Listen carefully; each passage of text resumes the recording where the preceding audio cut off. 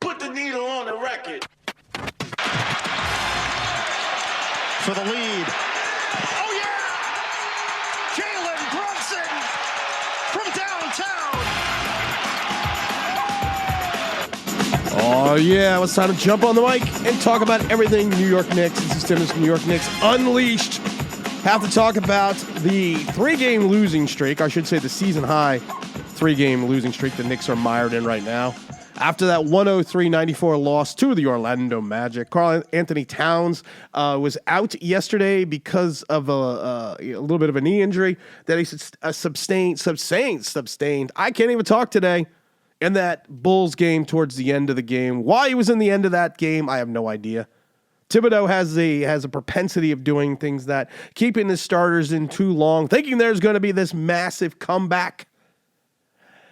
We've talked about this before, and we talked about this in another video. I think we did, or maybe I talked about it on Twitter on one of the Giants streams. Also, go follow Online Big Blue, New York Giants, Straight Talk, talking everything sucks about the Giants. This Knicks team, the way they are constructed, and I'm not telling anything. I'm not saying anything new. I'm not groundbreaking information here.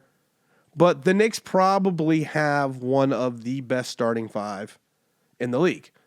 I would probably put them a little bit behind the Boston Celtics, but when you have Bridges, OG Anunoby, the Big Cat, Brunson, and Hart, you have a nice combination. You have a team that is built from the inside out. And that's what you want. You got the 3-and-D guys. You would like to see a little bit more of intensity and defensive prowess by the Big Cat, but that's not why he's here. But you have Brunson who can dish, who can score. You got Hart that does a little bit of everything. He's got all. You gotta have Hart. But the problem is, once you get past that starting five, there's no Quentin Grimes. There's no Quickly. Hell, there's no DiVincenzo. There's no Mitchie Robinson, at least not right now. The depth is severely lacking.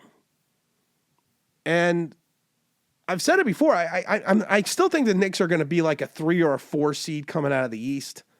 Right now they're 24-13. They're, I believe, a game and a half behind. No, 2.5 games behind the Boston Celtics, who also is on a 1-game losing streak right as we speak.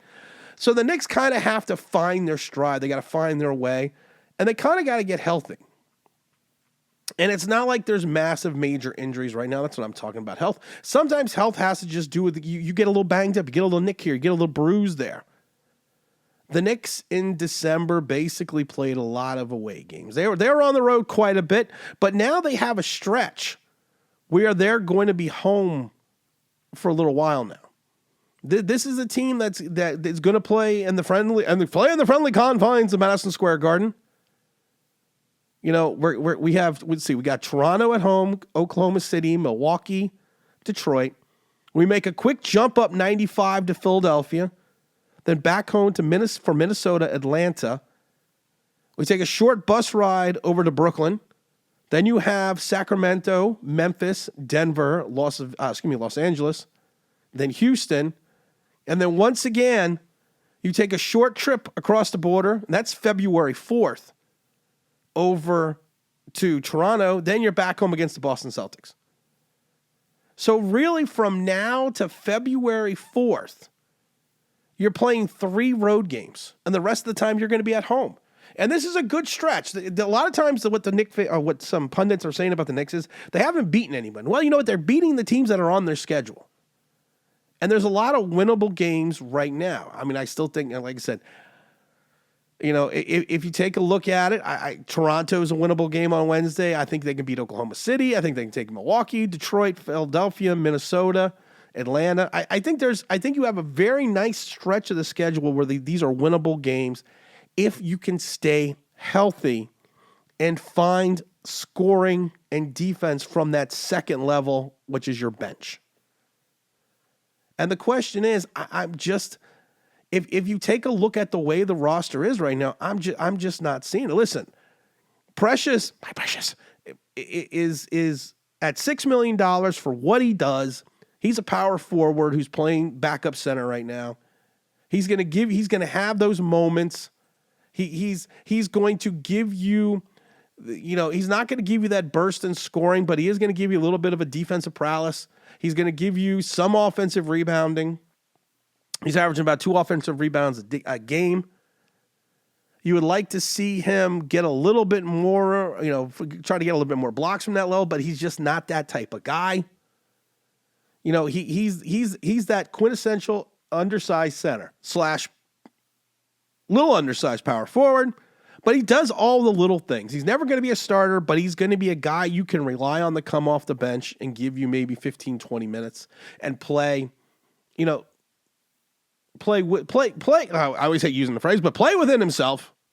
That's what she said. But he's a guy that can do that. He is a guy that is going to give you that. He's just going to give you that little something. Never going to be a star, but he is a true bench guy. And then yesterday, like I said, when you find out Miles McBride was out with the hamstring, you knew there was you had some concerns. I like Cameron Payne. I like his 2-year salary. His $2 million salary. I like the fact that he is the quintessential NBA backup point guard right now for his career. But I mean, can you really rely on him to give you that night in, night out? He's never going to be microwave. He's never going to be Vinnie Johnson from the old Detroit Piston days. And he's never going to be that stalwart on defense. He's kind of like Precious. He does a lot of things good, but nothing extremely well. You got Landry, who we just brought back. Another one. Jericho Sims, to me, if you're going to looking for a player that's going to potentially be trade bait, I think Jericho Sims is that guy. He reminds me a lot of Precious. He really does. He had to fill in yesterday for the Big Cat, played 29 minutes, had 10 rebounds, 2 assists. Had 1 block, only turned the ball over 2 times, but only scored 4 points. So when Jalen Brunson's shot is not falling and you're without the Cat, you are still going to need some type of scoring from that center position, and he's not it. He is, like we said, we use that word a bunch of times. He is the quintessential backup. He's not a guy you want to rely to have come in for an extended period of time. We haven't played Tyler at all. I mean, I don't see why not. He's been bouncing around the G League and come back up. And I find it a little curious. I understand he's a rookie and Tibbs is not big on rookies. But Ariel Hakaporti, why not? Watched him in preseason. Watched him, I think it was in the Pan Am games over in Brazil. He's extremely athletic. He is a guy that I think can fill in admirably defensively. I think he can get you those rebounds you require. Again, the scoring is going to be interesting, but he is fluid in the key. He moves well. And at this time, I don't understand why we're not giving him a shot and playing him over Jericho Sims. I understand why, because he's a rookie. Sims been in the league for 3 years now? But until you get Mitchell Robinson back, you're going 3 deep. And that's it. You are going 3 deep on this team. And you don't have that scoring punch. You don't have that instant microwave. You keep hearing about TJ Warren over in the G League. TJ Warren, he had his moments in this league. He is a guy that was reliable and dependable in this league. He was a scorer. And he's a guy that I think can spell, the likes of Hart and Bridges. He's not going to be them defensively. But right now, you look at the Westchester Knicks, they're 15-7. They're he's playing extremely well. He's played 15 games, 24 points, almost 25, almost 7 rebounds, 3.5 assists a game, shooting over 50% and 35% from deep. He's a 5th leading scorer in the G League tip-off tournament. Now, you got to remember, Warren was a lottery pick back in 2014 by the Phoenix Suns. He had, I think it was between 2018 and 2020 something.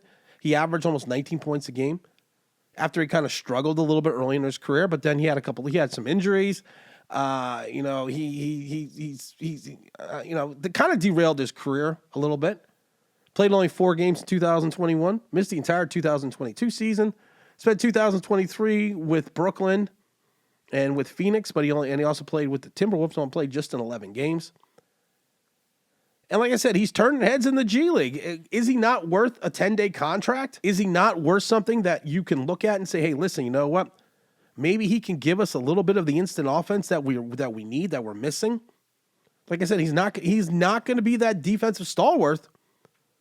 But hell, why not? Why not take a look at this, and why not try something? Honestly, what are you going to lose? And if you think about it, if you can't find someone internally, you know, you're gonna have to make that trade. You're gonna need to find that center. And maybe you part with Mitchell Robinson once he's healthy. I love Clint Capela. I have for years. He's in the final year of a $22 million contract. He is a guy that can come in. He is not, Clint Capela is not the player he was 3 years ago, but he's still efficient. He can still give you some interior points. He can still rebound. One of our biggest concerns right now is we have to really start looking at these offensive rebounds. He is a guy that can get you the offensive rebounds. He can get you those boards. And I think that's something we have to look at as well. He can play an extended period of time. You can easily get 27 to 22 minutes from this guy in either the power forward or the center position. Right now, he's at over the last, I think, like 10 years, he's right now riding low on his rebounds with only 9, and only 3 about 3 are offensive 3.3 are offensive rebounds. But prior to that, you know, he was always averaging double figures in rebounds, and at least almost half of those rebounds were offensive rebounds. He's not going to give you that large shot blocking presence he did early in his career, but he is a guy that can fill the lane and adjust shots. And one of the attractive things about him is he is on the remainder of that contract. This is the last year of his deal. If you take a look at him over the last 5 years, he's played in 63, 74, 65, 73. He's played 36 games in this season so far. He also can fill in a little bit for OG Anunoby. And I don't want to put it in the air, put it to fruition, but, you know, OG has kind of hit the wall a little bit. And I have a lot of it to believe that it's because of the fact that he's never really played this much extensively this early on in the season, because of his injury history. So not only can you get a little bit of a rim protector in Clint Capela, you can also get a little bit of a fill-in for Karl-Anthony Towns and the OG Anunoby. One of the other names that always crosses my mind right now is a former Knicks draft choice, a former New York Knicks free agent signing, Detroit Pistons Tim Hardaway Jr.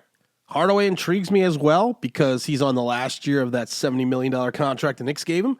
He's only owed $16.9 million this year. Of course, all this is going to be prorated because we're already 36 games into the season. Deadly from three-point range. Like I said, final year of the deal. He's definitely not going to be a two-way player. He is an intriguing short-term rental, especially for a playoff caliber team. We talked about Vinnie Johnson, the old microwave from the Detroit Pistons, which is funny because, like I said, Hardaway is coming from the Pistons. He is a guy that can come in cold and light it up. Why not? What is it going to cost us? A second rounder? A couple second rounders to get him? We have to be extremely careful with those first rounders because, of course, you cannot trade back-to-back first-round picks. And we did give 5 of those picks over to the Nets for Bridges. We all know that. But bringing Hardaway home for a third time, it's not a bad plan. It's not a bad idea.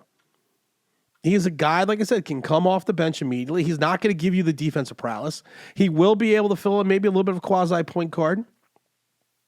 But he's a guy that can score. He literally is a professional scorer. And that's what this second unit needs. And that's what this second unit has been missing since we moved on from Quickly and since we traded DiVincenzo.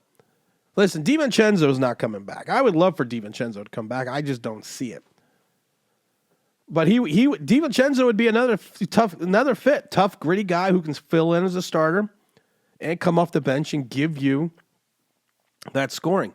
One guy that I'm really interested in, and I don't think it would happen, but I think he would be another guy that is a short-term rental, is the 30-year-old Marcus Smart. Now, Smart has struggled with injuries, and he has been about as inconsistent as you can be since joining the Grizzlies. And the thought process around the league is he could probably get back to his former self and that former defensive player of the year, who's only owed $20.21 million this season, if he has a change of scenery. I mean, who wants to play for the Grizzlies? Sometimes you get a little upset when you get moved on from. But I think Smart is another one of those tough, gritty guys. Point guard, shooting guard, you can play a little bit of both. I think he's only played in 18 games so far this season. But he is a former defensive player of the year. He is a guy that can give you anywhere between 10 to 12 points. He can give you at least 5 assists. You're not going to get those rebounds from him, but you're going to get another wing guy that, when given the opportunity, I think he can return to his former form, his former self. And again, you have to be aware he's going to probably be a short-term rental because he's probably going to want at least another contract. Not the same contract he got last time, but he's going to want to get paid. And at 30 years old, this is probably going to be his last big deal. So why not make a move for a player whose potential upside can give your team a lift off the bench? Now, you have to be worried that, he only played 20 games in 2023, 2024. He's had a little bit, he's a little bit more injury prone than he was early on in his career. But again, you need some type of rotational players on this team. I mean, I'm not asking the Knicks to go 10 deep, but if you're going to go only 3 deep, make it 3 quality NBA players. Like they always say, keep it simple, stupid. And I think the Knicks can do it. I think Leon Rose can figure it out. Maybe you part with the Jericho Sims. I don't think it's really parting. Maybe you move on from a couple second rounders. We got enough second rounders. Maybe we move on for a couple second rounders. But build the rotation that matches your starting rotation. Not to a T, because you're never going to do that. But kind of have what we had last year, where you had the pieces that if you needed to go to a second team run, you have that ability. And I think any of these people that we talked about can come in here and make a difference.